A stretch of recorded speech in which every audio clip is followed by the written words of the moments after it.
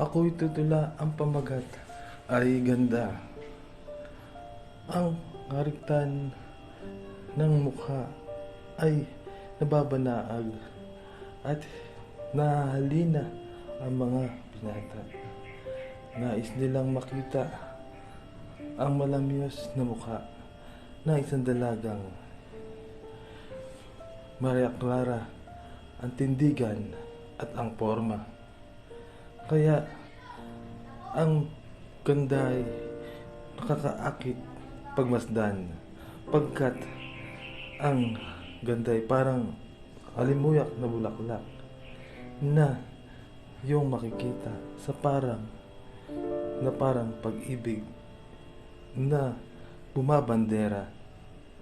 Kaya pag-ibig at ganda'y magkasama dahil ang ganda'y parang pag-ibig sa tuwina.